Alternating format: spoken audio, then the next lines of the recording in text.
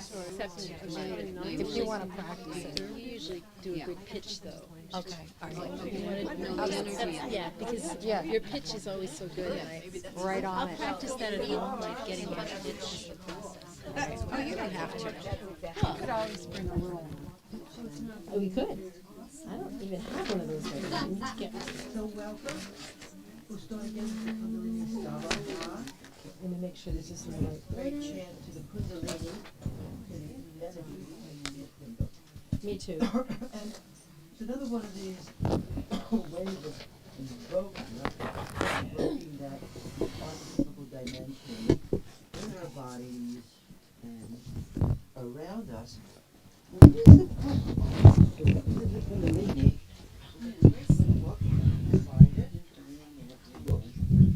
This is a new book called The Secret Map of the Body. Okay. This is by a very ancient writer, 13th century, supposed to be the most complete book in terms of the Tibetan approach to the energy bodies, right? And it's very much not like the same shapes, but it's very complete. And That's awesome. this is a Gawa Young Compound. It's very, on Amazon, the wisdom. But it's a thorough book. It's so thorough. Is there a translation of I mean, this? pass it around. It's right here. I'll copy it for you. I can I copy think it this for is you. one of those secret books, like Why don't you for some suggest? reason, the more powerful things are, the more they become secret. So it's a very direct book, but all those secrets are getting unfolded in this time. So we'll listen to the Kundalini Stava. Great. I'd like to welcome our friends on the internet. And everybody. Yes. Could we get an English translation of this? Okay, we'll get one. I wonder, it has to be rewritten a little bit because it's a little locked in. The actual translation is not good. So I will You mean try the to- one in this isn't good? Yeah, this one here is Oh. not a good translation. But like it can be. Usually when I read it, I transliterate it to make it more. I'd love to have that. But we will do that. I'll try to do it this week. Okay. Great. So let's all extend to each other like we do. Extend to inside, direct.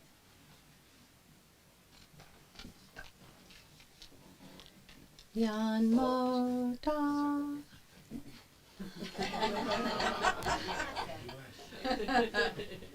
Pause the remote.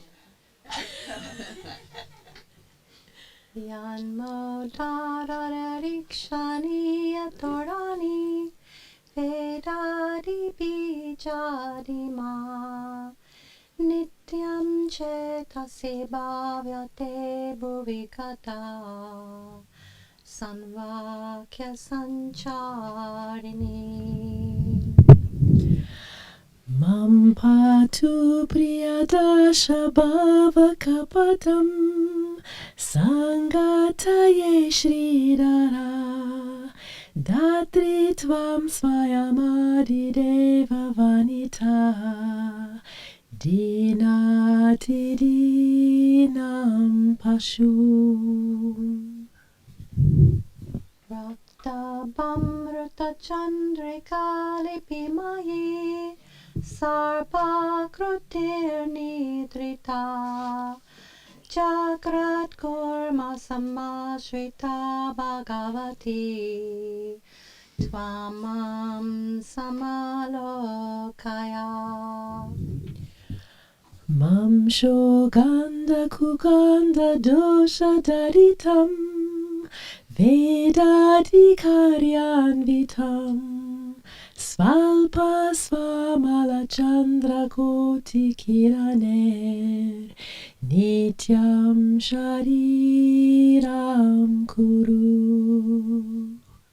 Siddharti nijadosha vitstalakatir vyajiyate viryaya kundaya kuramarga mukta nagari maya kumarga shriya. Yadyevam bhajati prabhata samaye Madhyana Kale Tava Nityam Yakula Kundali Japapadam Pojam Sasido Bhavet Vanvakasha Chaturdale Tivimali Panchavalon Mulake Nityam Samprati Nitya Deha Gatita Sanketita Bhavita Vidya Kundalamani Svajanani Maya Kriya Bhavyate Yeshte Siddha Kulodbhave Pranativi Satstotra Ke Shambhubi.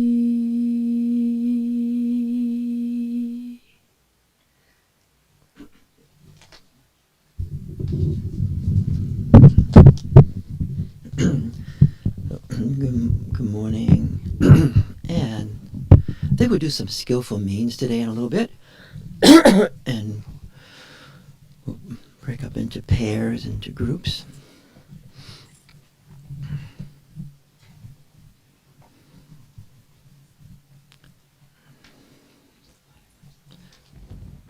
So last week, trying to remember, we focused a bit on. I remember the last part was institutionalization, huh? Being a bit free of being institutionalized. And then before that we spoke, I think we used that text on vitalism, the vital text, right? Was that last week? The transmission of vital energy. We all forget, right? We read something. Yes, thanks. That text. It was evoking the vital energy. It was really, and we also and then what else did we focus on? There was something else. On Lama Norla and death. Yes, we focused on death because Lama Norla is very, very ill.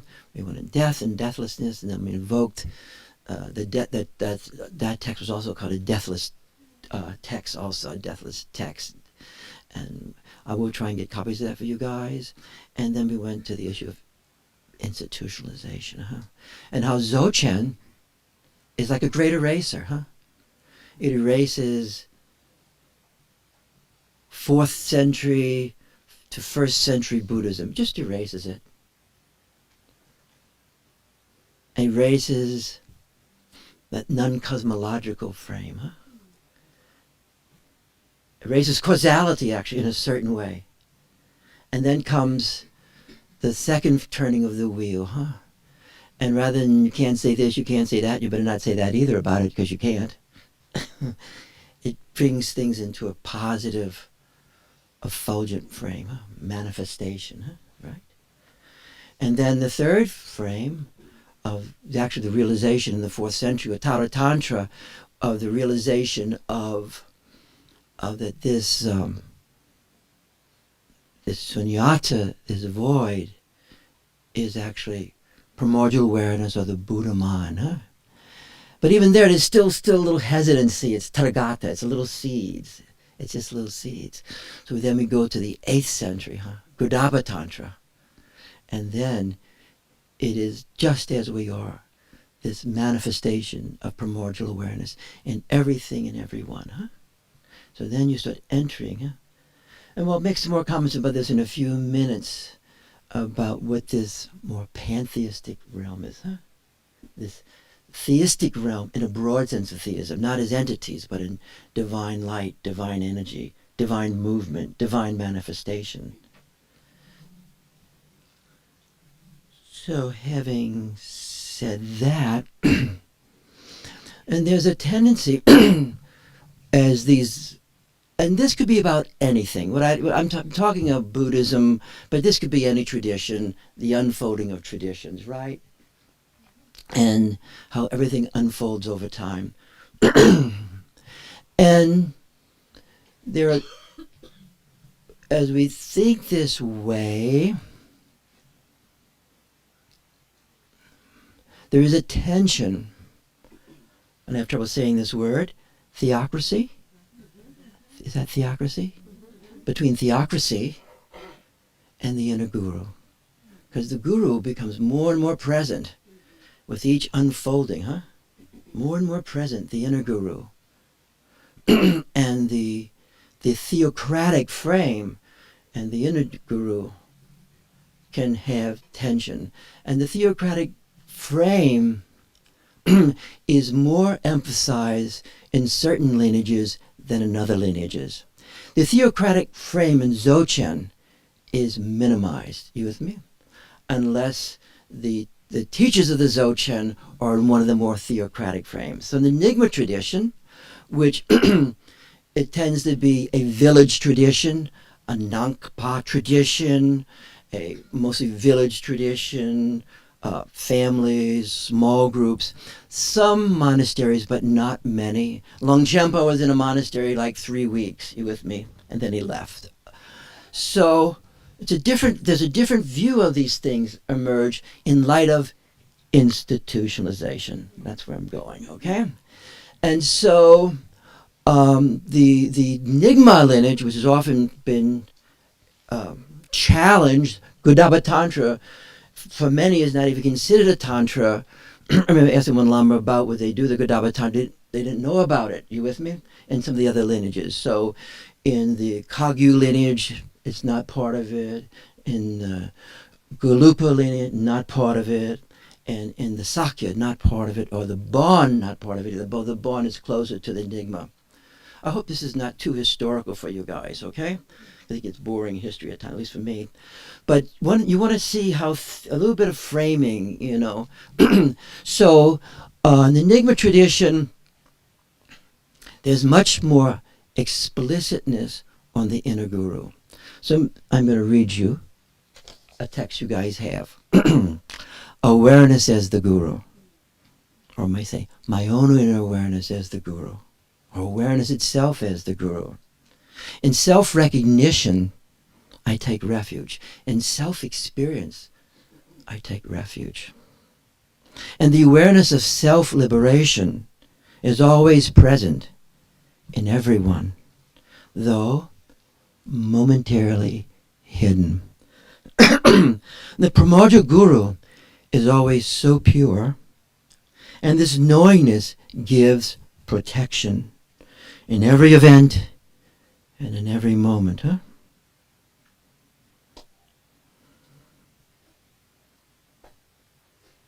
Part of the function of the guru and ourselves and each other is protection, Lama Torchen would always call Tili Norbo my protector.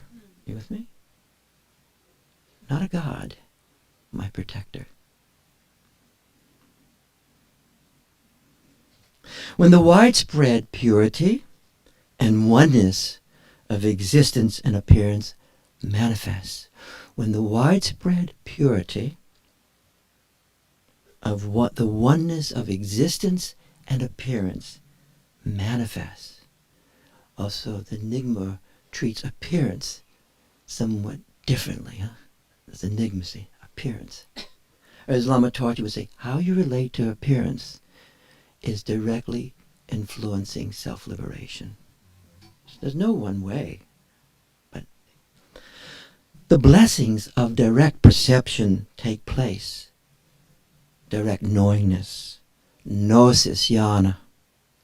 And the differentiation of the meditator and what is meditated upon dissolves. The always existent truth of my innermost awareness being the guru, in Greek philosophy, the logos, self-revelation, aletheia, self-manifestation, provides abiding stability in the vastness of the all-pervading essence of events, provides abiding stability in the vastness of the all-pervading essence of events. There's always events, This is a little event. You leave, there's another event, huh? All these events within events. My own nature as consciousness purifies, dissolves the very lack of knowingness.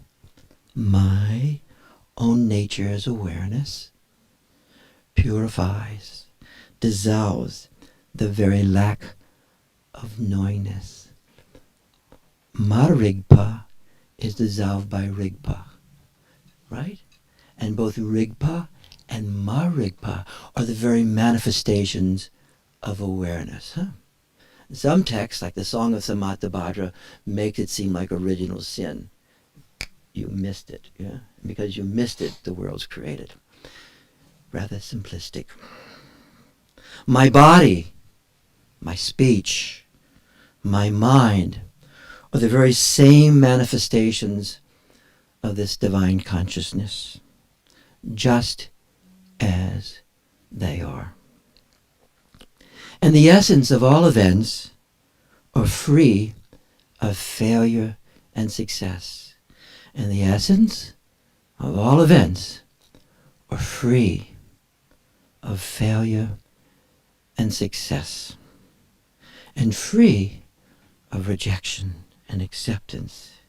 In this awareness, everything is the play of the essence, the play of consciousness. Repeat the mantra, Guru Om, Guru Om, Guru Om. And you will experience the body of light, which is the great transmigration guru.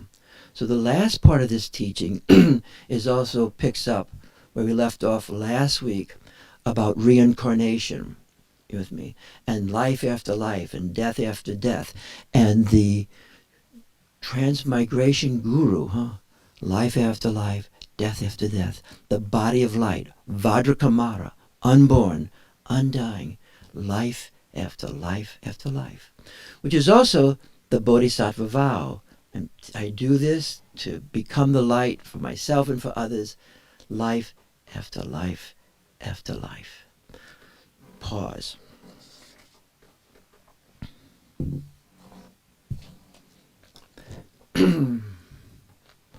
So, yes. Dependent origination in this context is this. Just now you spoke to me, okay? Now, in this view, in this state, this is a manifestation of primordial awareness happening simultaneously right now. In terms of dependent origination, there was a causal moment manifesting between something taking place in you, something taking place in me, and I hear these words. So it's causality. It is the flavor of causality that is laid onto or framed onto primordial manifestation without causality. I'm going to touch her. Okay. Now this touching is a manifestation of primordial awareness. Even my thought, I'm going to touch her, is a manifestation of primordial awareness. But there's some dependent origination because she came down the steps and she sat here. And I'm sitting next to her. And I've known her a long time. So it's that doubleness. You think? But with the power of self-liberation, you focus more on primordial awareness than all the dependent originations. So that is a Dzogchen. In something, you up the earlier steps, you're working on dependent origination, trying to become purer, cleaner, better, and all that kind of stuff, forever and ever and ever. Is that making sense? Everybody got that? Okay, now, back to this. So here, there's this arising, this emanation of light, of energy, this primordial manifestation. Now, that primordial is the transmigration guru, life after life. But we definitely don't look the same, don't sound the same, you with me? And there's all kind of different histories in this room here. And then some would say, oh, well, this is because, and I'll go through this later on, creation of the mind, we all have the same idea. But we'll touch that in a little while, in a few minutes. But there is this phrase that I'm now going to go into on how this takes place. What? Because this body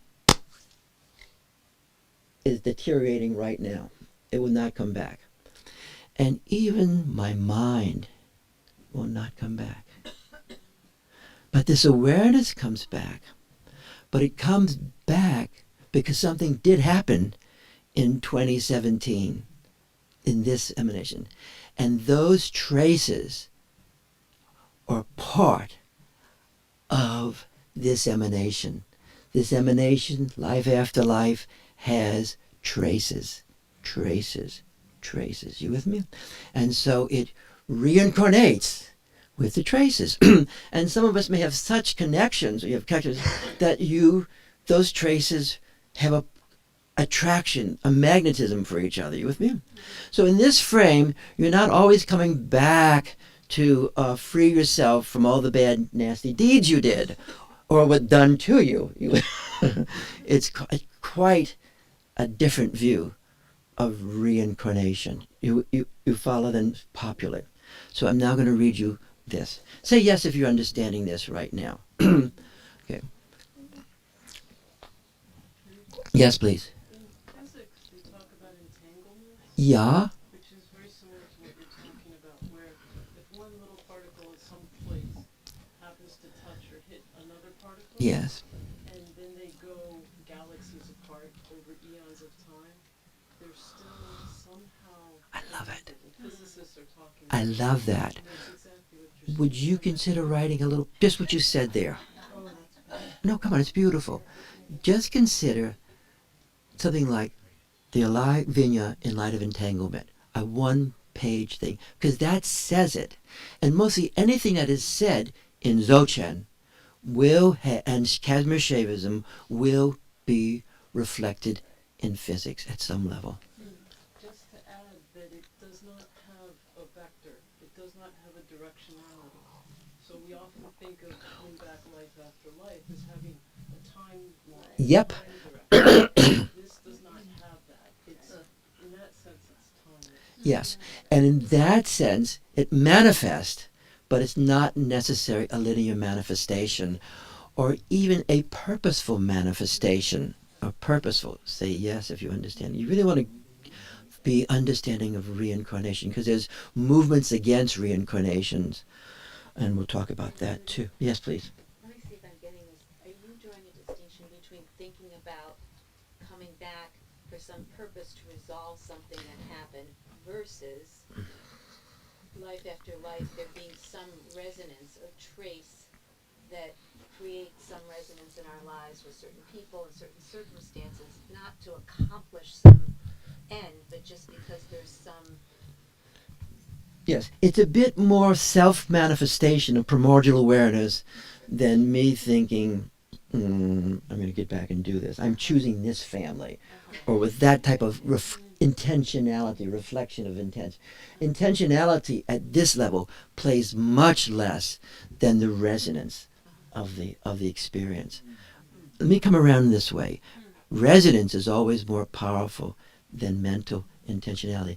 There's deeper, and even Husserl went through intentionality than as it came to these other phenomenologists. It became much more resonance than mental intentionality. Yes, please. Sankalpa is, yes. Say some more, because the Sankalpa is more primal than mental intention. It is not thinking. It's an attunement. You can think about it, but it's not so much thinking. So the kalpa is a thought-free state. That's the true sankalpa. That's why we're trying more and more to be in the realm of timeless awareness, where the sankalpa arises, and you are in primordial awareness arising at that moment. A window to understand that is that the great being has a sankalpa that you can be awakened, and they don't have to think about when it's going to happen, how it's going to happen, and yet it just happens. It happens. Because that's what happened to me. There wasn't any event, but the experience was so strong. Yeah. Yes, there was not a causal event in terms of particular action, but there was this unfolding event that takes place out of resonance. So say someone's reading words, and out of the reading of these words, they don't even know who the writer is, suddenly they feel this movement taking place, and they feel very familiar with the writer. But that familiarity is with that which is arising, which is primordial awareness manifesting in them at that moment, in that opening. And they're going beyond their mind at that moment. They're in the awareness state is opening. And as I'm talking about it, it's almost like it's a place that gets created originally by the Sankalpa. Not that we're separate from that. We can also. What get created? Almost like A place. that Yeah. we enter when Yes, yes. In this frame, you're correct. This frame, awareness is a place, and the singularity of awareness manifests in space and place. You with me? So I am this manifestation, a place right now. I walk around, blah, blah, I'm a place. This little place is sitting next to this place. There's places within it, but I'm a place in time and space.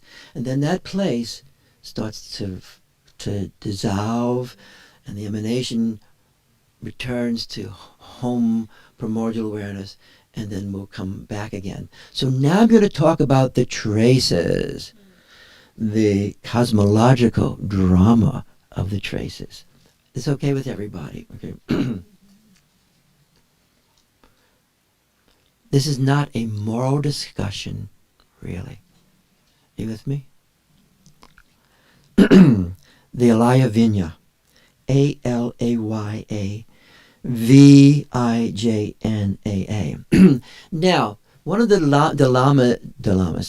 dilemmas is that all this unfolds over time. So in regards to the first 5 centuries to the first century, there were no traces.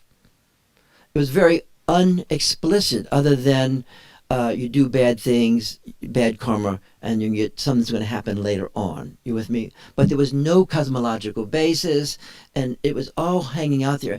And so when what's his name, Sakyamuni Buddha died, his first name was Gautama died.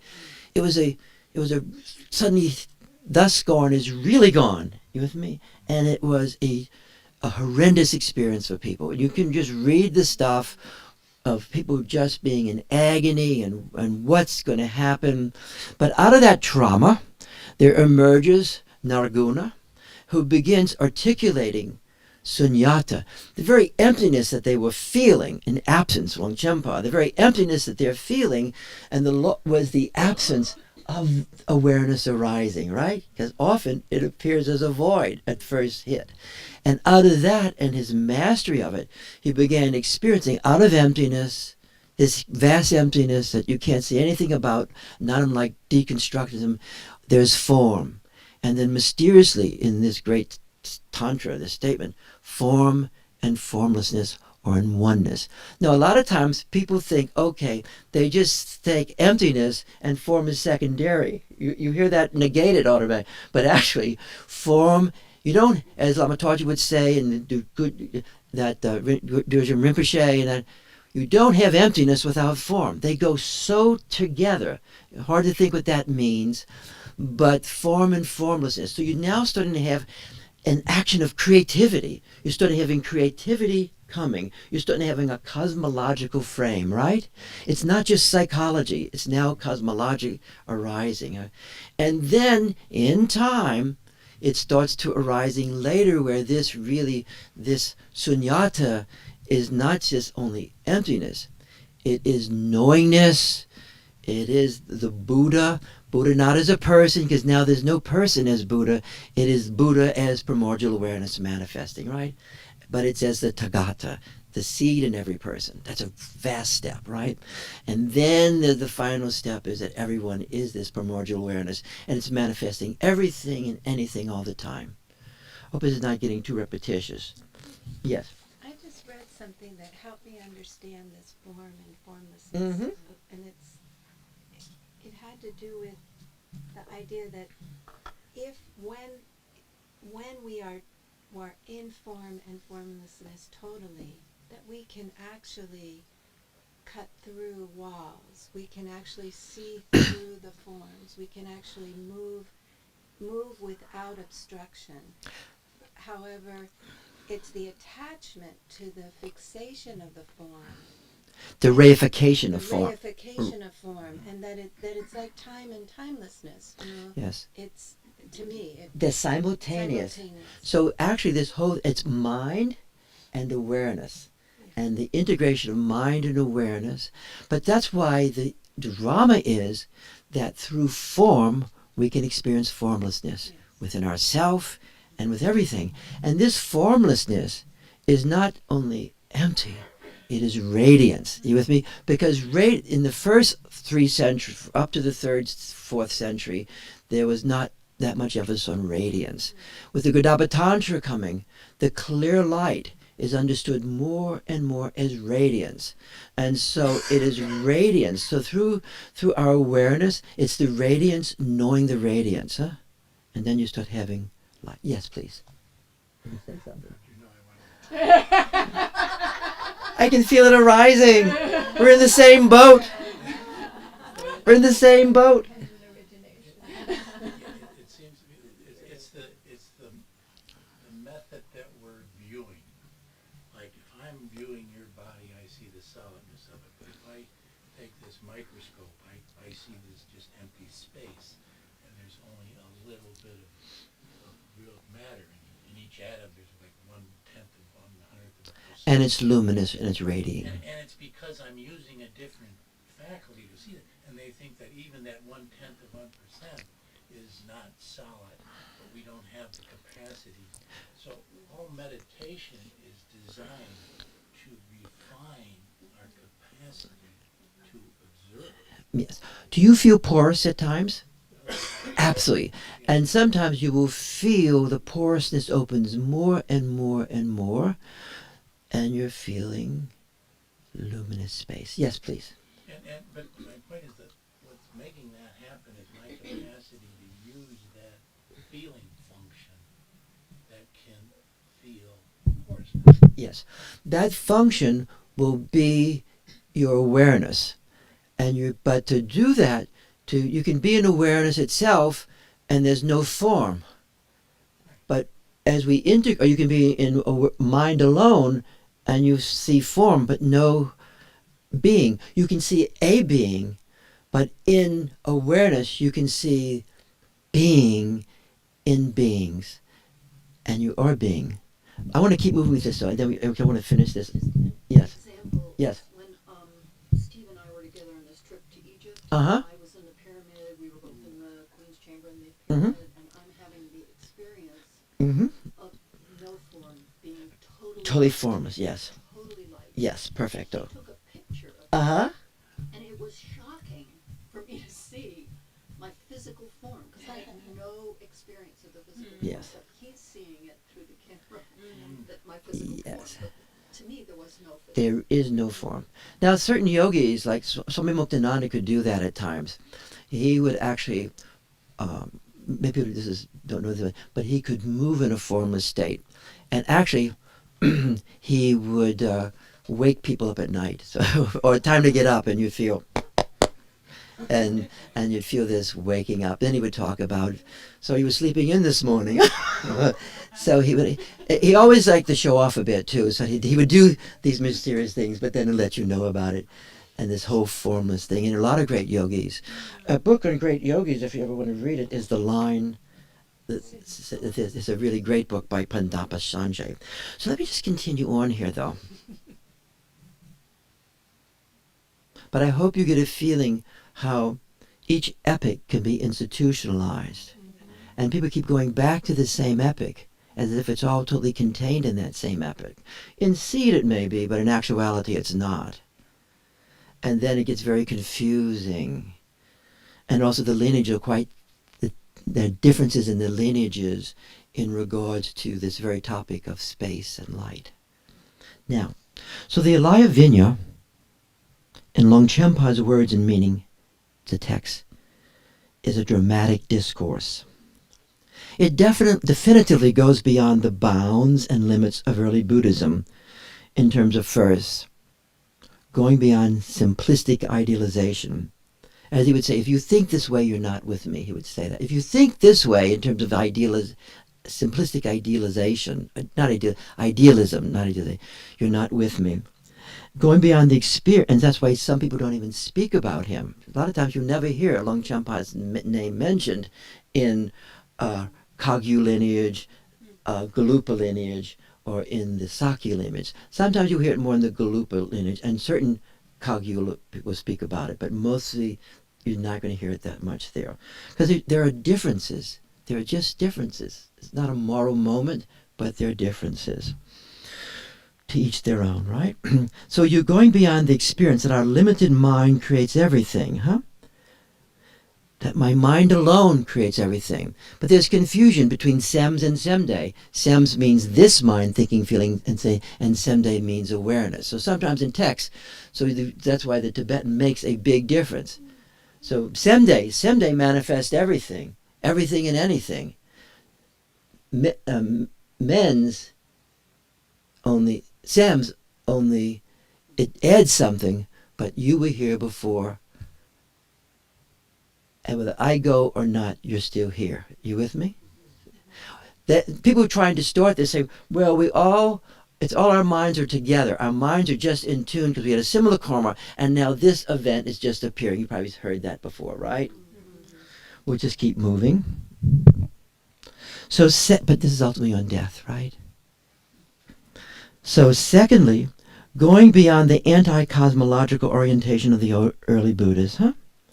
That is an orientation that directs the understanding of divine creation, when we call the Troma Nagmo, the Dark Mother. She's the creating stuff, or this point, this primordial awareness manifesting everything and anything right now. Not far away, at this moment. This is all being manifested at this moment, here and now. Timeless awareness, manifesting time. And third, it goes beyond the so-called heresy of sati, which is the unfolding of the divine being in all beings, so that there's this unfolding of the divine being in all beings, and this also means in terms of reincarnation, this being is manifesting. It's manifesting being in all the beings as them, life after life, death after death.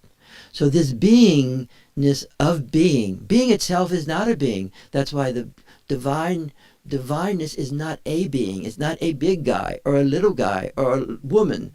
Being is being itself, which is not an entity, but it manifests everything and anything. This gets very hard for us in a moment because we start reifying everything.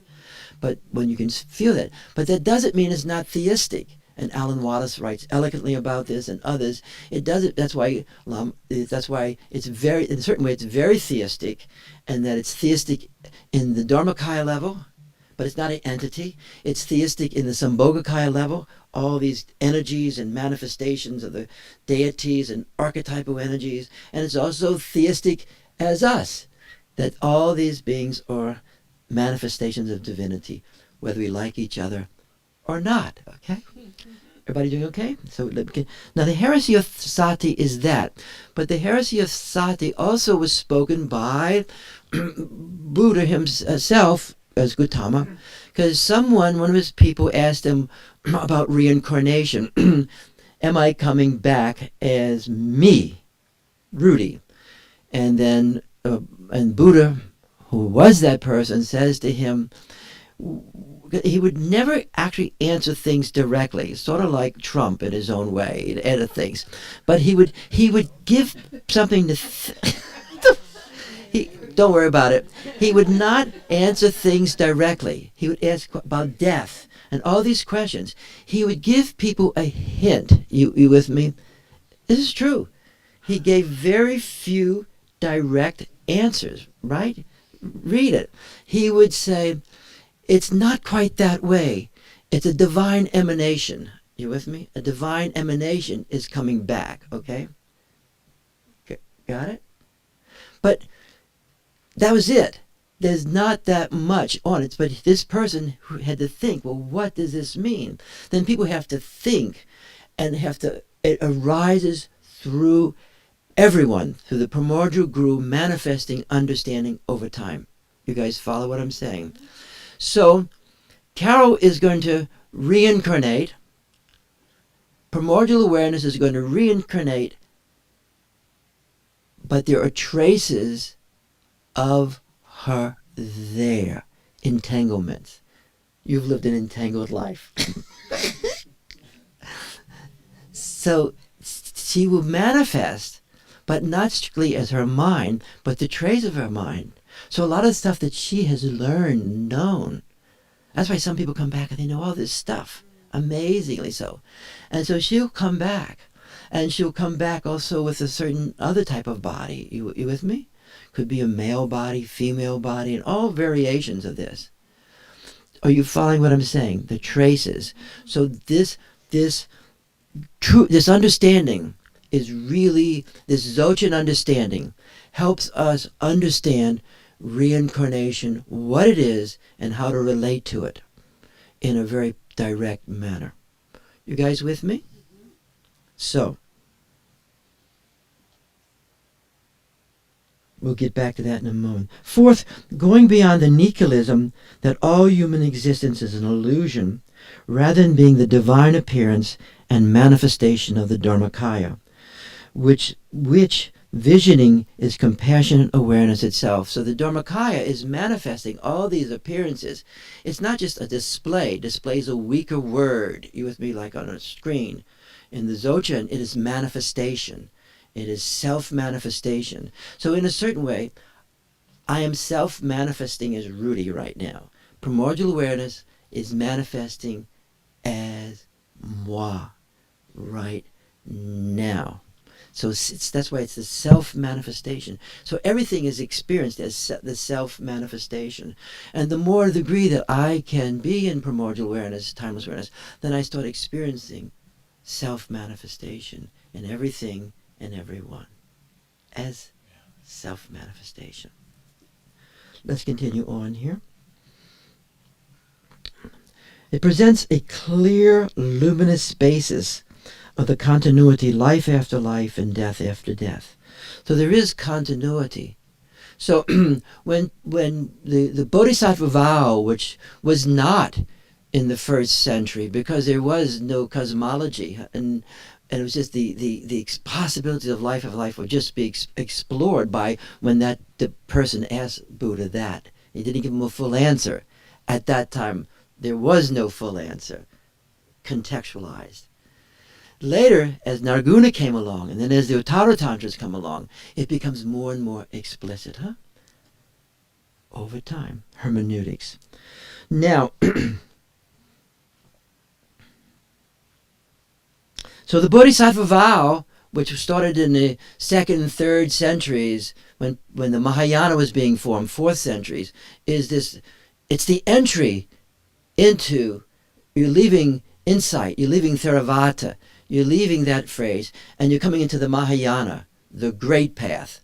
And, of course, it's a prejudiced statement, but so you're coming into the path of Bodhisattva, of Bodhicitta, and that means the great compassion, which is primordial awareness, we all have the possibility of invoking, or deepening, or being in. And then that means life after life, death after death, bringing the light, this illuminating, resonating everyone into this experience of what they are, right? Now, so that's a big step. So when people deny past life, the great compassion also disappears. The vow is a silly-dilly thing. Because there is no future. There is no evolution. You with me? Hasta la vista, baby. That's it. Cessation. In the early traditions, you want out. Only way out of this is cessation. Cessation of mind or cessation of death. You with me? Cessation. This is not cessation. This is ongoing continuity of being, life after life. This is suffering. It's working with suffering and overcoming suffering through bliss. You with me? And discovering the one taste of both happiness and suffering. You guys follow what I'm saying? The emergence of this, okay? So when there is no future life or nothing beyond death, that's a form of spiritual materialism.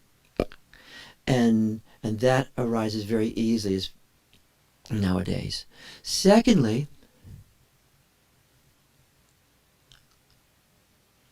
though there's the great compassion, Dharma, the role of Dharma is the great compassion, the action of protection and compassion for ourselves and others, and that this comes into fruitionalness. If not now, then later. That confidence of fruition. Do you have the confidence of fruition? Raise your hands if you do. You want the confidence of fruition, huh?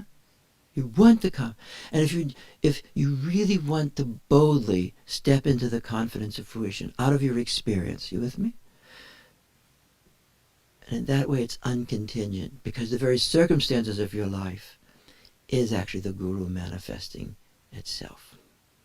Now, so the inner Guru is formulated differently over time. Huh?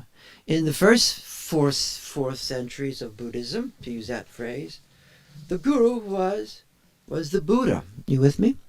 And then when he died, there was a great gasp because they became relatives and things. But the Buddha, the Guru's outside of me, huh? The Guru's outside of me, and that trace still runs through different traditions, more or less. You with me? And the inner Guru, the inner awareness, arises more and more over history. The inner awareness can be reflected by others, and that reflection, whether it's in myself or you or a teacher I meet, is the Guru, the external Guru. You guys following this? The transmigrational Guru. What a great phrase. Now, the luminous space is the continuity of being, life after life, death or death. Sixth, the corresponding evolutionary understanding that the ultimate unfolding of historical human existence as epics. Out of this, there's certain epics, and when Trump understood there are different epics, right? A battery, please. Could you put your mind on this?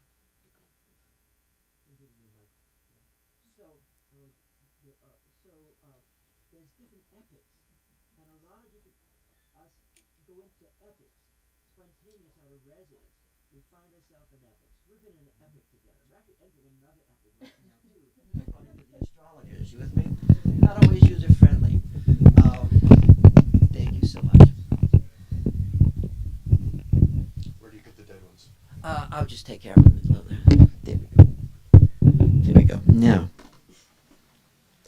Okay. And going beyond the anti-theistic prejudice, theism is not only entity-based, but rather this is not entity-based, the singular primordial awareness whose qualities are spaciousness, luminous radiance, and pervasive compassion. Now, I want to talk a little bit about the Guru. Now, some traditions emphasize the inner Guru very, very much. You with me? So this is enigma text I just showed you. So other traditions emphasize the external Guru more, right? Like in some traditions, a Lama will say to you, or a Swami will say to you, or a Pope, the external Guru and Theocracy is very related. Don't offend anybody, an opinion. The external Guru and Theocracy is very related. Theocracy, is that the word? So Tibetan Buddhism is a theocracy. You with me? The Roman Catholic Church is a theocracy. The little Baptist church down on Southeast is a theocracy. You with me? The representative of the theocracy. You with me? The Gnostics were not theocracies. And then as the church was being formed, again, historically, Athanasius starts forming a theocracy. You with me? And theocracy is to know God, you got to go through Jesus, and to go through Jesus, you have to go through me, the bishop. Or then later, I meet, what's his name, Constantine?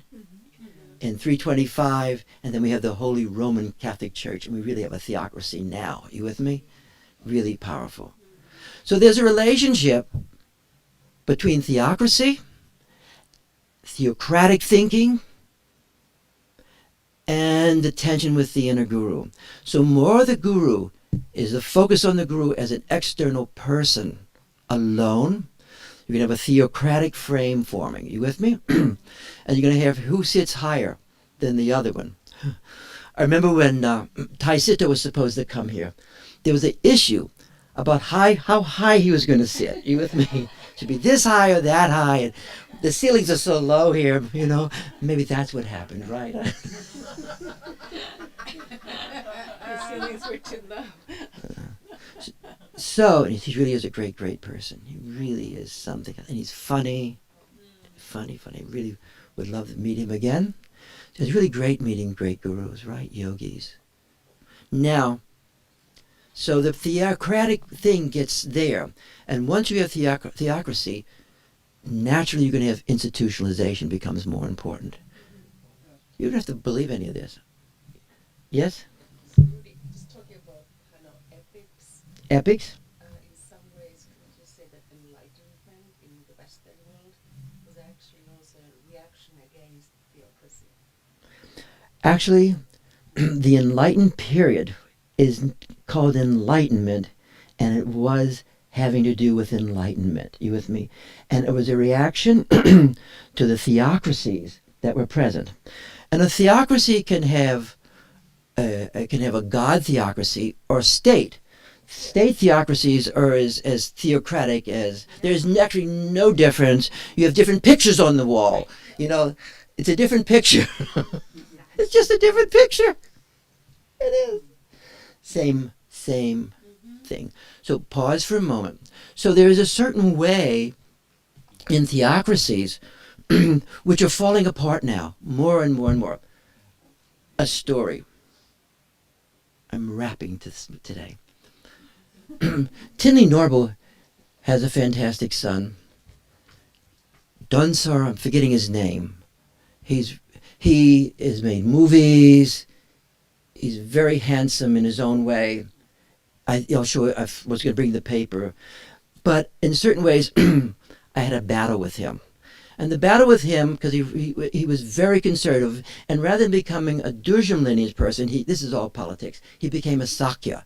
And Sakya is a very Brahmanistic form of Tibetan Buddhism, okay? It's very Brahmin-like, okay? But he became a Sakya. This is a long story, trying to entertain everybody. So, and it's very conservative, and it's the Havajra Tantra is the major Tantra there. So to make a long story short, he would write about the Four Noble Truths, and if you veer away from the Four Noble Truths, you're not a Buddhist. You with me? And all life is miserable as he would describe it. Desire is really terrible, and everything is totally impermanent, and you really have to, it's like a stoic frame. You with me? And I would find his stuff particularly annoying because I love the Durjam lineage stuff, okay? And then one day, I read a paper, and he's talking about the weakness of Buddhism. The weakness of Buddhism. What? This is... And I always wanted to meet this guy anyway, but because what? The weakness of Buddhism, how it's lack of actuality. You with me? The lack of actuality. Holy smokes, this is really... Then, last week, little papers come to me. I have a little gift I have. Different things come, and, oh, there's one. I don't know where it came from, but this is good. It was called Buddha and Phenomena. And it's about this person who has given up being a Lama. He's given up being a Rinpoche. And he's going to med school. Wow. Now, you have to think this is not literal, but he's doing this. But this event is taking place. Okay, he's going to med school. I think he's getting married. But it's a dramatic story. You with me? And so theocracy. And theocracy, in its many manifestations, is being dissolved. In astrology terms, for 2,000 years, the guru, which is a theocratic, it's the guru as royalty, Jupiterian royalty, and healing were together, and religion, spirituality were together. So royalty, spirituality, healing. You know, a doctor was a doctor 30 years ago. You follow what I'm saying? And now everyone has their own. This is what we do here is recreate it over and over again all over the place, right? Absolutely. Meanwhile, the actual institutions are getting weaker and falling apart. The institutionalization. You with me? Whether it's Tibetan Buddhism, they're struggling. Events are taking place. You with me? Because the guru has been replaced by Saturn in terms of spirituality, healing. And Saturn is democracy. Saturn is everyone participating. Saturn does not like hierarchy. So you can even see the thing with Trump, where there's this return to authoritarianism. You with me? And it's taking place in the world. You're going to have an equally powerful. Nothing ends easy. Denouement is taking place. So, and a lot of theocracy is basically a reframing or making sacred the authoritarian frame, and the authoritarian posture. You with me? The authoritarian frame is a dialogue between people. On one hand is the one who knows, the one who is whatever the is, who has it, and the other is those who don't have it. You with me? And out of that dialogue, there's a relationship, you with me, of devotion and power. You with me? And many of these traditions, the way you relate to the guru or to whatever the authority is, you have to please them. The more you please the guru, the more grace you get. The more you please the authoritarian person, the more pats you get, and maybe a little money on the side. So that is how certain things are framed. You with me? And you want to know that you are free of that. So sometimes the Lama might say, you should see me as the Buddha. I am the Buddha. And you just see, when you see me, you should see the Buddha. And you should see that everything I do is the Buddha. Everything I do is pure. I've heard this, right? This is how, and then you should see me this way. Now, that's an incomplete statement. If you only see that person as the Buddha, it's untrue. It is not the relational aspect of the self-revelation of the cosmology, huh? If the Lama say, you're the Buddha and I'm the Buddha, and you want to see everything as the Buddha, but there's a certain way that frame is a frame of purity, that this is an all-pure being. You with me? And that is not going to work. You with me? It takes it out of the revelational, and it takes it out of the relational frame. It's a relational frame, but it's a theocratic relational frame. So beyond these statements is theocracies. And theocracy is falling apart. Now there's great battles in theocracy, you know. You can see it in all the religions. Theocracy is fighting for its life at this moment. Huh? And once things are theocracies, whether it's Tibetan Buddhism or Hinduism is less theocratic than some, but in the guru form it's not, or Islam. With theocracy, once you are the God, anything can take place. That's why torture, killing, and those sorts of things happen automatically in theocracies. You with me? Excommunication and things like that. But that is on the way out. And for one of the things I'm always grateful to Swami Muktananda for is on my very first meeting, which I've told you guys I'm nauseum about, but it was such a dramatic experience that, because what he said was given to me experientially. When you're with a real master, what they say, you experience it. You know it whether you like it or not. It always has this dramatic hit to it. And so with that, and even though I was in Siddha Yoga, I had that relationship to that person through that transmission, you with me, which was the feeling of equality with him.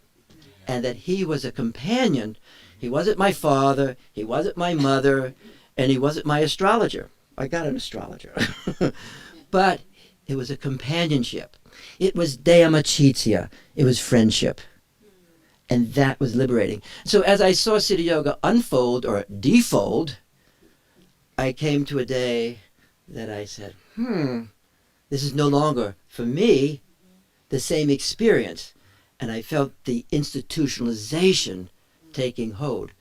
In the early days of Swami Muktananda, there was very little institutionalization as such, you with me? And you had a lot of independent characters, you with me? But slowly but surely, you starts disappearing and you have group mind taking over. With Theocracy, you have group mind. And the goal is to please the Guru no matter what, you with me? With a person like Swami Muktananda, if you went around trying to please him too much, he would think you're a sycophant, and he would say things like that to you. You with me? You understand what I'm talking about? So this issue of the Guru and how to understand the Guru can either inhibit liberation and be a block to liberation, or it can actually give you liberation relatively quickly. Yes? It seems to me it's all a matter whether we can claim it as ourselves. If we're not going to claim it as ourselves, it's going to go someplace else and we project it on it. We'll find somebody who will take that. They will definitely take it. And then we got projective identification. And that whole story, yes. As a phenomena. So and in the Catholic environment, it's so... Why don't you write on this? Would you write a paper on this? You say it so well. Yeah, that's why I like the lamas when they... I remember the one time one of the lamas was there and he was saying, they say at the end, if this didn't resonate with you, it isn't worth shit. That's right. And the translator didn't even want to say that. That's right. I love that. That's right. Is that they give it to you. And you take it. You have to, yes. A gift is given from all many things, including our mothers, our fathers, teachers, dogs, teachers. But the claiming it is it. There's a boldness with this. Let's just sit for a moment. Almost done. Taking longer than I thought today.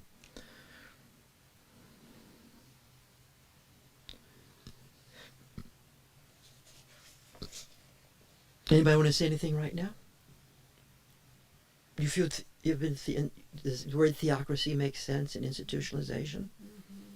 Well, I was thinking about Krishna Das's guru and his book, his whole story resonates here because he made him the external guru, and in his presence he feels so, he's exposed to this experience, and then when he dies, Krishna Das collapses and feels he's been abandoned, and then there's this whole journey that he writes about where he eventually comes to understand that he's not just, he hasn't lost him, he's in him, and he's spending his life accessing his own inner guru through the resonance with the external. Yes. I believe that's how he experiences it. I do also know that you can experience through the external guru, who could be you for me, and people, and residents, because the residence of awareness is the same. It might be a little more or less, a little brighter, but it's the same. It doesn't have a particular new smell to it. It is the residence of awareness. And so that residence awareness, for me, has a lot of pictures. There's Swami Muktananda's picture, and your picture. It has no one picture to it. And that is liberation. No one face. And it's the same. It is the same. I've had a fortune of being with a lot. Actually, Swami Muktananda told me that one time. This was 1974, 74, 76, 77. I'm in Ganeshpuri. About 400 people there. I'm chatting today a lot. And sure enough, it was Baba Muktananda. Suddenly he comes into our room. Me and some old guy at that time. And I'm now older than that old guy. And he starts talking about us, and I'm so glad. And the guy says, can I have a picture of you? Baba says, yeah, please. Here, he gives me the camera, I take a picture of them. And Baba says to me, you're going to meet many gurus in your life, and that'll be really great. And actually, I never thought about that. You with me too? Sometime later, meeting all these different teachers, because by meeting different teachers, you free yourself of any one teacher. You don't free yourself from the guru, which is the light of awareness manifesting itself at all. But you feel the democracy in presence, and you're not locked into one face. Doesn't mean I don't love that face, or love a Tarchan's face, or other teachers' faces, but there's no one face. I'm glad you brought that up, okay? There's no one face. That's why it's so uninstitutionalized. The guru in Dzogchen, and Dzogchen is a guru yoga, but it's the guru yoga manifesting in every circumstance, in every place, in everything. Death itself is the guru in this frame. Death itself opening for us. This is a more serious talk than I planned to give today. More serious. Let's stay with this for a moment. But what Tom is saying is more important than anything. You really want to claim this? You want to swim through the ocean, cut the ocean of unworthiness, which is a form of leftover superego stuff, which is a form of institutionalization. All forms of superego are forms of institutionalization, whether it's family institutionalization, religious institutionalization, cultural. So let's just stay for a moment. I like that last week when you defined the institution, it makes you pay more attention to memory than what's happening right now. Yes, institutionalizations always bring memory as the major focus. So what time is it? Okay. So, let's create a geometry today, okay?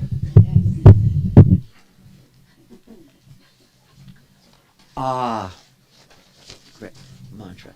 So would you sit there, and Jeff will sit there, and Carol will sit here, and you sit here. I'm going to spread the masculine. Would you sit over there? Yes. And then someone can come sit here. This is not an anti-guru talk. It's just the opposite. It's an anti-institutionalization of the guru, an anti-cultification, an anti-politicization of the guru. Because the guru-disciple relationship, for many people, turns into the master-slave relationship. Yeah, I want you to face Jeff. Is that okay? With me.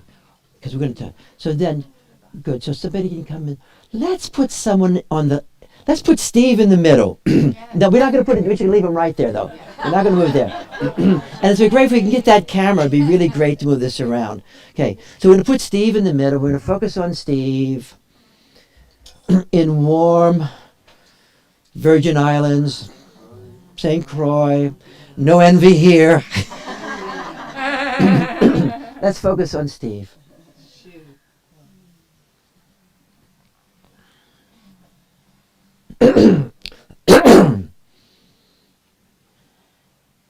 As Yang Tom Rinpoche describes, how we can extend from this place of awareness to another person's present moment, into the presence, into their past, and into their future. This radiance, light. A lot of times people get nervous about radiance because they feel like they're betraying the leader, who was Sakyamuni Buddha. And there's always allegiance to leaders, as psychoanalysis lets us know. It is. There's always the charismatic leader. And then we become attached to the leader in whatever century they exist. It happens in psychoanalysis, and then people start perceiving what they got, and they keep moving. They just keep moving.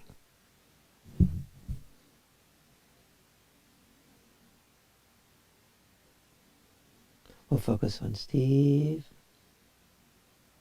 And there's Nancy there. We'll focus on Nancy.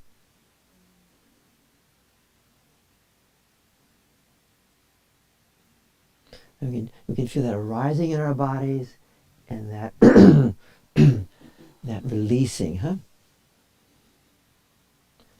It's sort of like will, but it's not willful. You can't just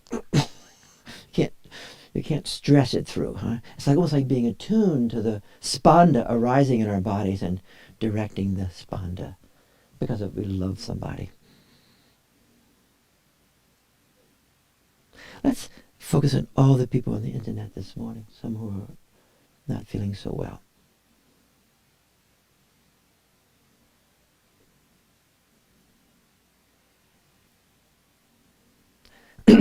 Let's extend the light to all our teachers, huh? For what they actually are. For what they actually are.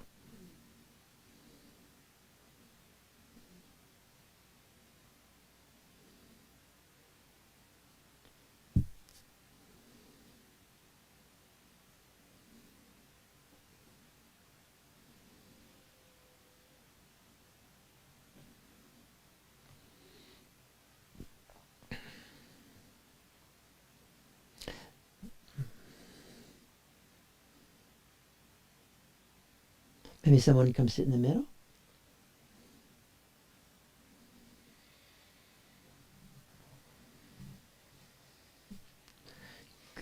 And I'd also like to say that this whole thing just enlivens democracy.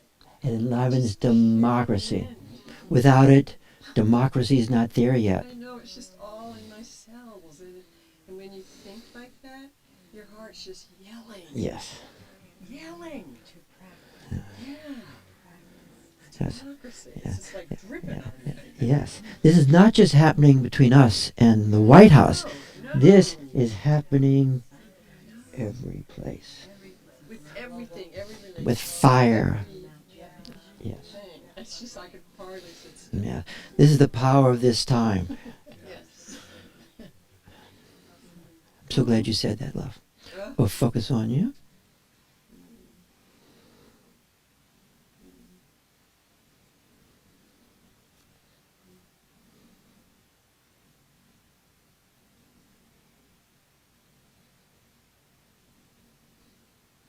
There's always a co-emergent experience. And it's always a co-emergent, even with great yogis. Great yogis, there's always a co-emergence between them and whatever you want to call students and people and nature. That's it.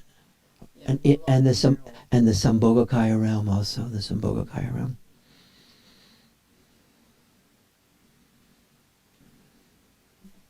We're so glad you're here. Thank you. I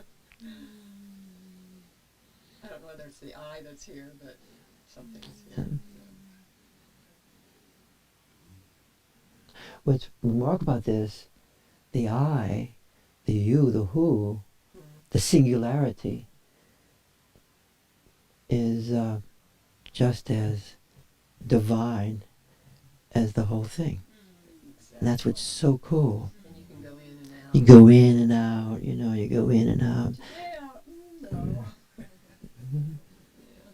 In this manifestation of tradition, there's practice, but there's less emphasis on the formal practices. Absolutely. It's more what's taking place. And not that you don't have some formal practices, but sometimes people just have formal practices. And actually, if you just have formal practices, nothing much happens. Thank you so much. Can still get up. See, Dzogchen, this is a Dzogchen talk. Now, some people who are Madhya Mudra people, they also know Dzogchen, and they think they're the same. But you very seldom have really just Dzogchen people say Mahamudra and Dzogchen are the same. You will see writings, this is one of these things there's debates about. But Dzogchen emphasizes cutting through. It emphasizes extension, which is cutting through. Opening up phenomena. It emphasizes radiance. It emphasizes the light. And it emphasizes natural experience of our ordinary circumstances. You with me? Dzogchen doesn't belong to Buddhism. It doesn't belong to anything, as Namkhe Norbu would say so often. It is the nature of human awareness itself. Okay? That doesn't mean if you have a taste for that, you love ritual and you love formal practices, you shouldn't do them. That's your nature. That's your nature. That's what you love doing. But you don't have to do a 3-year retreat. Or as Namkhe Norbu mentioned this last week, as it came up, and he would say, "Can we have you're going to do 3-year retreats?" He says, "You do a 3-year retreat, you come in poor and you leave poor." Then you come to another 3 years, you'll even be poorer. So let's have somebody else come in the middle.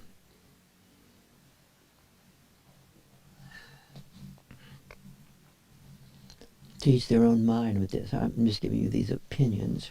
It's all opinions. Every sacred text, an opinion. I will extend to you. Sometimes you have to know whether this opinion that you're doing is your family's opinion. Am I still in my family's opinion? Or am I in the first grade opinion? Or you with me? Or I love this particular teacher so much. Is it his opinion? You know? Say if I love Swami Muktananda so much and it's simply his opinion, then I'm a dog on a fucking leash. You follow what I mean by that? I'm still leashed. There's the word pasu. And pasu means there's a stick in the ground. And they say human beings are like pasus. And you're tied, your neck is tied by a rope to the stick, pasu. And it could be the feet of the guru as much as anything else. I think about when I see leashed dogs, Mhm. it's just like, And dog wants to run and be free. It doesn't have to be. The foot of the guru is really great. The foot of anybody is great. And having that devotion is useful. But are you free from that? We'll extend to Carol now. Co-emergent experience. So this arises in Carol, I become a better person.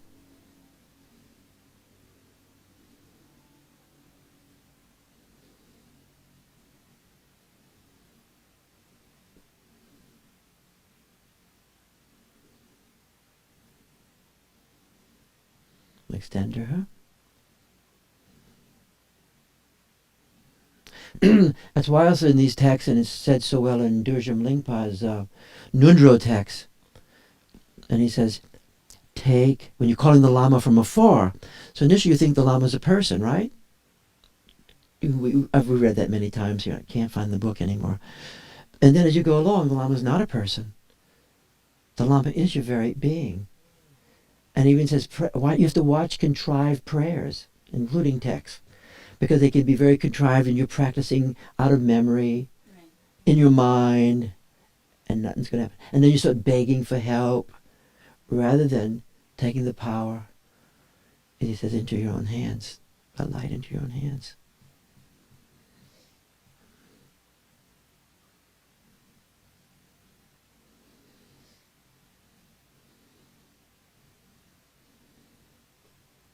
And then at the end he thanks his teachers who gave him that understanding.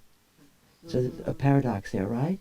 So he thanks the teacher, the Lama, who gave him the understanding to free himself. And then in the aspiration, that great, on attaining the aspirations of my life, first of all he sees Guru Rinpoche, the primordial Guru. And he give me blessings. I'm your child. Wait a minute. This has been in me my entire life. There's never been separation. I've known you my entire life. You, this stainless space, luminous is me. So then Guru Rinpoche disappears, gone. And then there's the place of Amita Tabla. Amita Tabla, the light, the source of the Enigma traditions, Amita Tabla, right? Amita Tabla, the light. Wait a minute. This has always been in me, in everyone. Then, oh my God, this is my aspiration. And so it disappears. So upon attaining each aspiration, that it dissolves it. Dakini. Oh, we got Dakini. We love the Dakini. Oh, Vajravahari. Please give me your blessings. Wait a minute. This is, the Dakini is me. Not that she's in me. She is me. Not just she's in me. She is me. Boom. Then she disappears.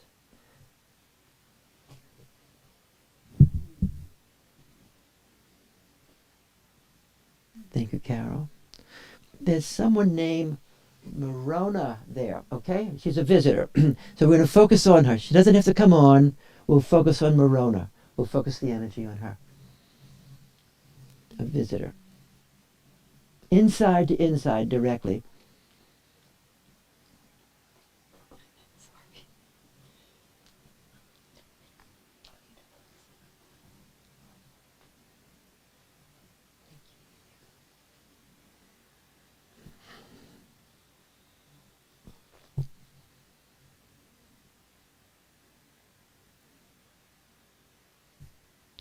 Maybe someone else could come on. We're going to do 3 people now, okay? Let's do 3. Listed here's 3. And then we have 3 there and 3. So people are going to come up now this way. We'll just leave the camera on there. 3 people. And take out skillful means.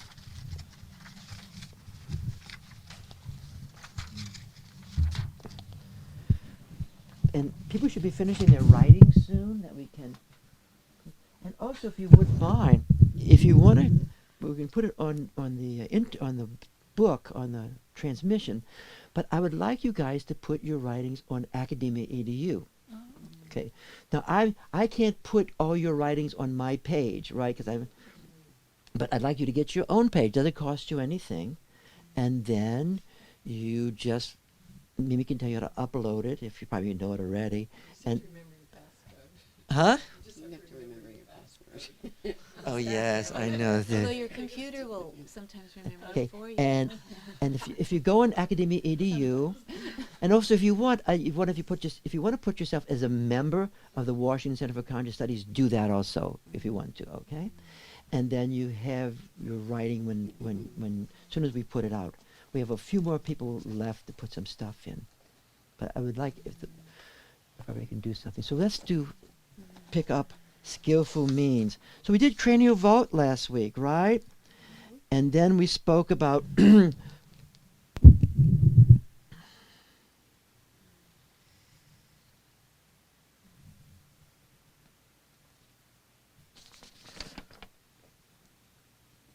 okay.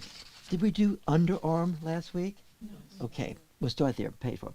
Still, another method for opening the heart energy and bringing forth the heart energy is through the underarm inhalation. Now, this takes a user-friendly moment. And this is a method for amplifying the opening of the heart essence within the cave of the heart. The underarm inhalation is practiced by placing the hands under the arms and then initiating both sending, that's a transmission, and resonance, thereby pulling forth the inner dimension. This is a method of Kashmir Shaivism. So the Kashmir Shaivistic people knew that this was very, very powerful area here because it's very opening to the inner heart essence. You with me? So we're going to do that now, and then we'll all have terms with this. In fact, those of you that aren't in the middle, why don't you turn to your neighbors and we'll practice this with each other, okay? And you just have to do this very delicately and with good taste and things like that. And I always touch the Eric Pearl's points. So those points, if you can touch those, and then you start breathing in. And Rudy, the heart. What are those points, Rudy? It Right here. starts here. It starts right here, yes. That's the heart meridian I'm touching. Okay, great. That's the heart meridian. That's great. I love how the acupuncturists really bring this into reality. Can you say which are the Eric Pearl points? You know, it's right around here. It's a little higher. It's the lymph node point. But either that or the heart meridian. Either one. Lymph node points on the chest.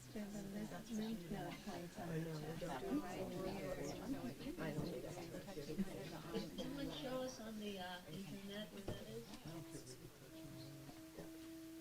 I don't know if this is right. show them. Can you show them where that? Elizabeth, It's show right them. here. The lymph node points are here, and then under the arm. So you're basically under the arm and the lymph node. It's very open there. It's actually very undefended there. And if you want, you can press the person's hand on your heart center, the very center of the chest, psychic heart, with their wrist touching that lower little doorway, right? And we should all follow the instructions, okay? We're moving quickly though, so allow yourself the place that the person can take your hand, you place their hand. And should always ask people too if we're a user-friendly group here.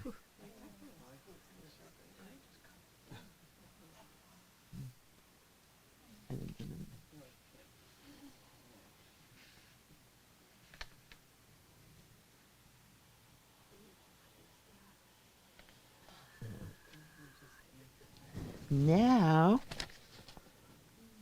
so in these methods, we're shifting from opening of the innermost heart essence to the support and opening of the lower centers of energy and light.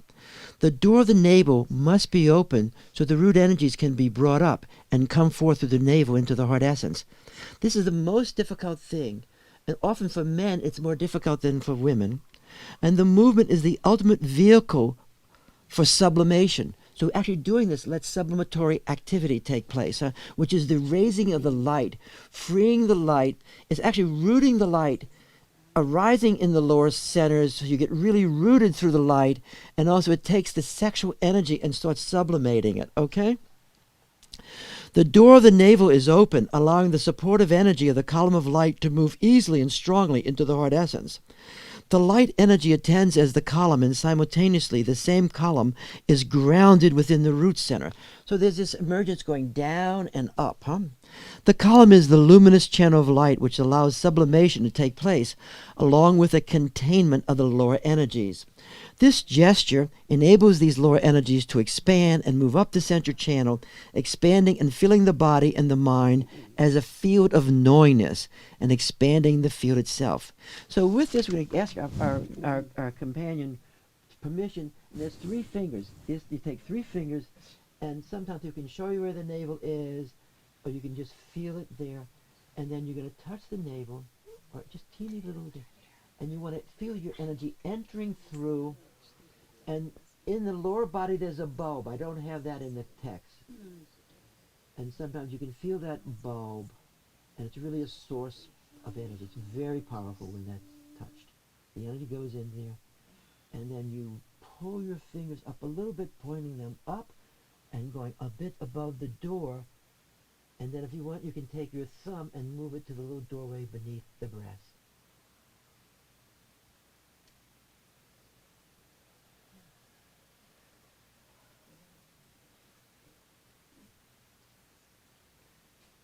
And then you can feel the energy moving up there.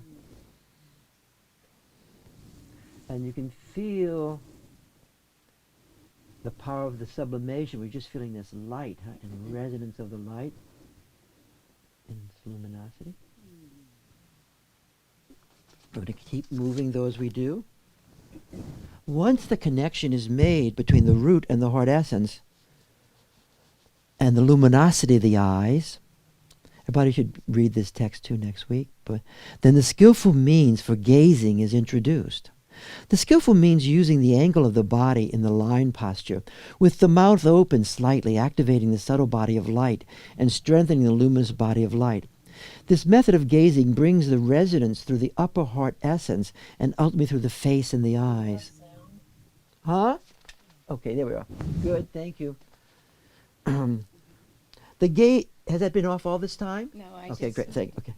Okay. The gaze ultimately allows the person to experience and see the divinity of appearances, the luminosity of the world.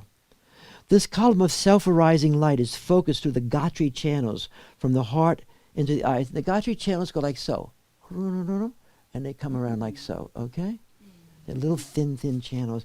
And these channels are particular to Dzogchen. They like to claim it at least, because it is that which allows us to see the light, not with the third eye, but with our human eyes, right?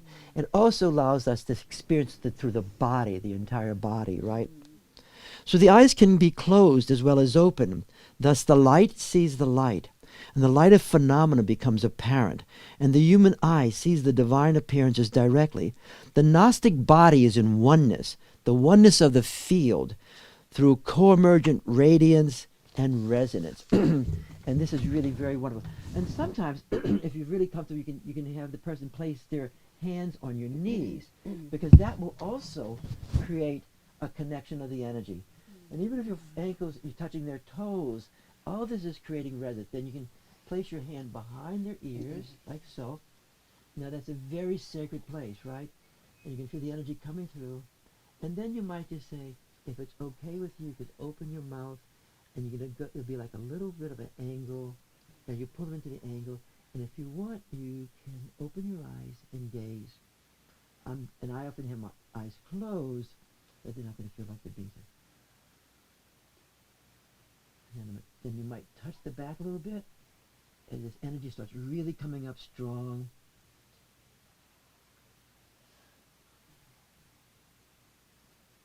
And then if you want, you can open your eyes. And I always say something, I'm going to have a little bit of a fierce look. You don't want to look too user-friendly or clown-like or things like that. But a little bit of a seriousness. A little bit of Dorje Drulo sometimes. And Dorje Drulo is a bit of a fierce form of the energy. And Durjam Lingpa embodied it completely. And then you can extend from your heart to the heart of the person.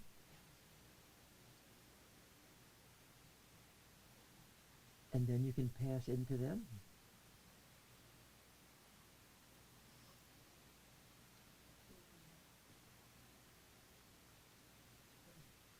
And for a while, the person doesn't have to open their eyes till they really get used to all this light coming up, huh?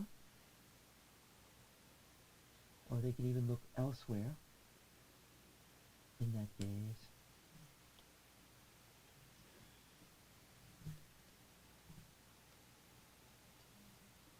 And then you can, if you want, you can then pull the person into the heart area. I think you're pulling it into the heart center, like they're coming right through it. And then you can feel the energy coming through your body.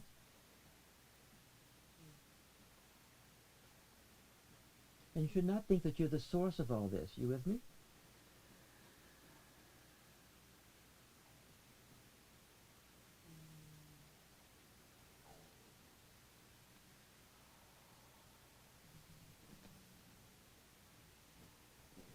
And you guys could be working with each other on the internet if you can.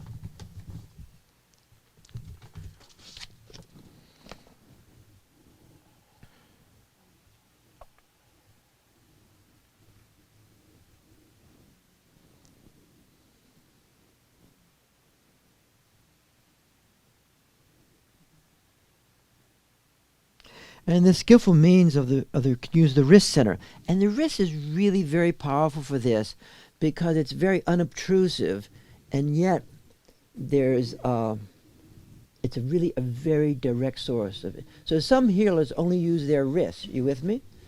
In work. In the Gnostic traditions, that the Christ was crucified in the wrist was also considered an important energy symbol, huh? So the practice used involving the wrist center to touch the forehead, the temples, the area under the ears as a method to bringing forth the luminosity in a pervasive method. This method is a function of radiance and resonance.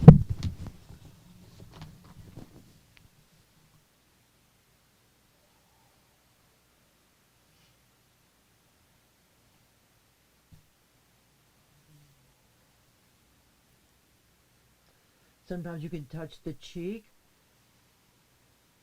and that will help open the palate and the source of Amrita. And we'd love to have that palate open because the higher centers will all come with this, and the higher energies.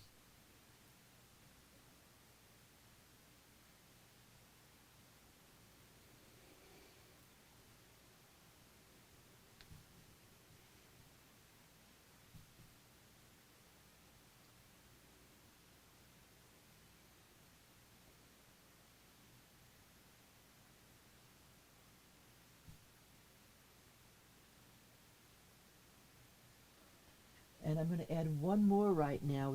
It's maybe on the list.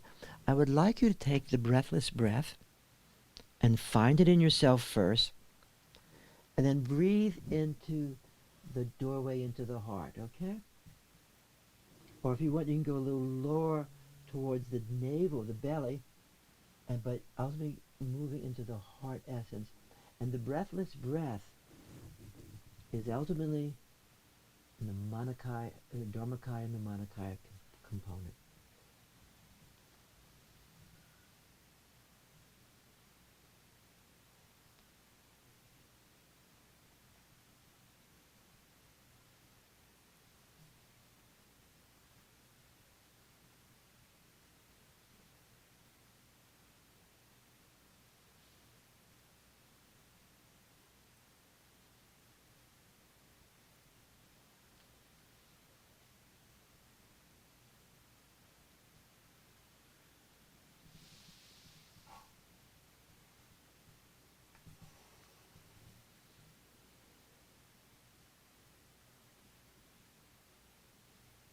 And please follow the instructions if you don't mind, because we're all following the instructions simultaneously, but freely.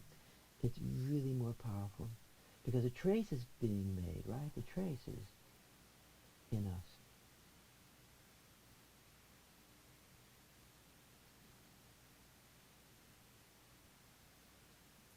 And then we're going to extend energy to our companion. President. We're going to extend it to the entire body, like a sphere, S-P-H-E. You want to feel the sphere from deep within the ground, going into the ground, below the ground.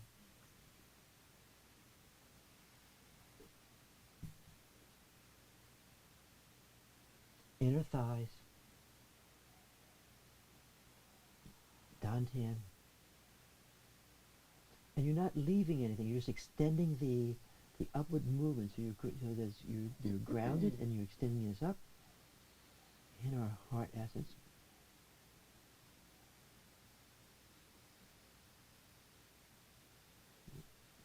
Inner palate.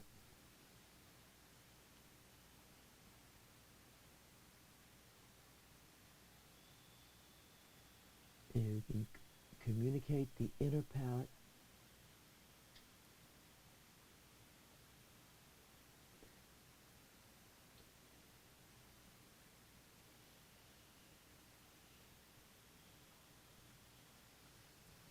third eye, and then the top of their head, the Brahmananda point, and again you can breathe into that with the subtle breath.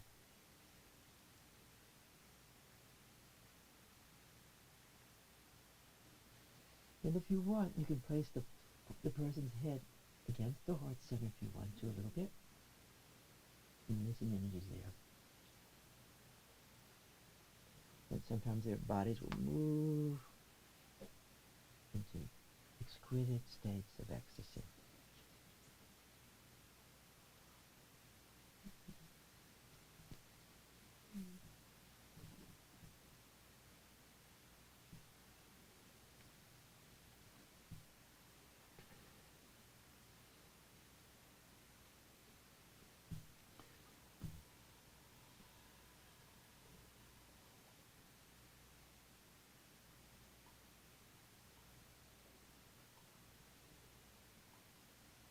Maybe you can end by placing the person's hand again on the heart center with the wrist there.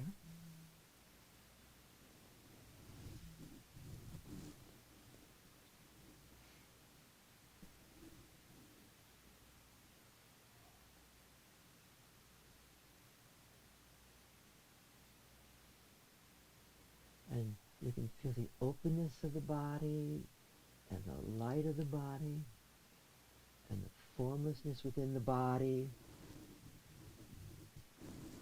and the heart, the sphere of the heart. SPHE gets larger and larger, and you can feel all this radiance coming through the person, this light.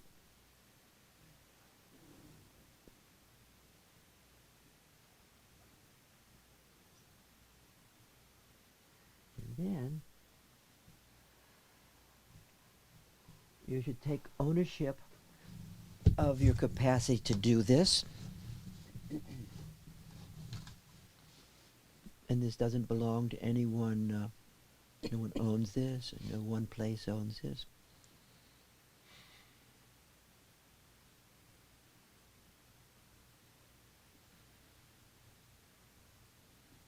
And you can feel the power of the traces. You with me? Which is the power of the guru, the self-revelation of luminosity.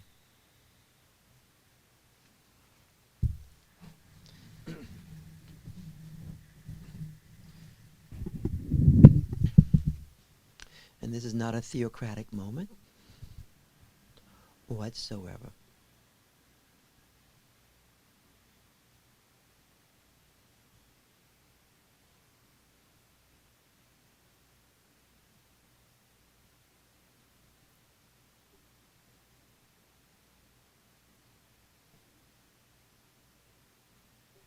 And then you can rub your hands together and you feel that you're sustaining this. You're sustaining it. and we all know this is a mutual created experience, right? It's not like big dog, little dog. If you think that way, you're going into theocracy. You with me? And there's no freedom in it. But actually, this is a mutually created experience simultaneously.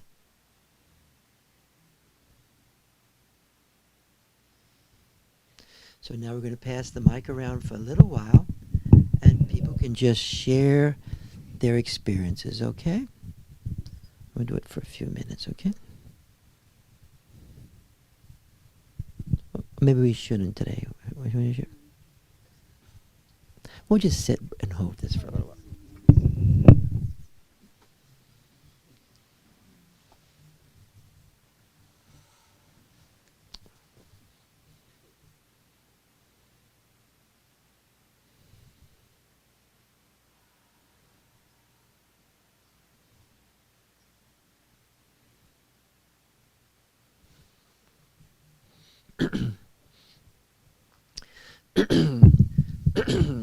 And though this is a co-emergent process,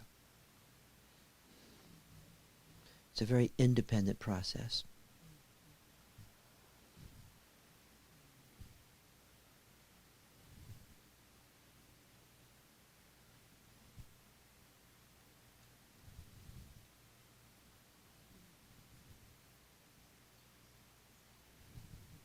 So we're going to end up now, and we'll see each other again next week. Thank everybody so much. And it's really always pure love and so much fun. Anybody want to say anything before we end up? Before we end up?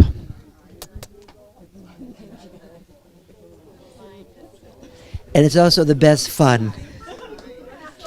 Anybody want to say anything? Counting 3. 1, 2, 3. Thank you guys. Next week, hasta la vista. See you later. Take it easy.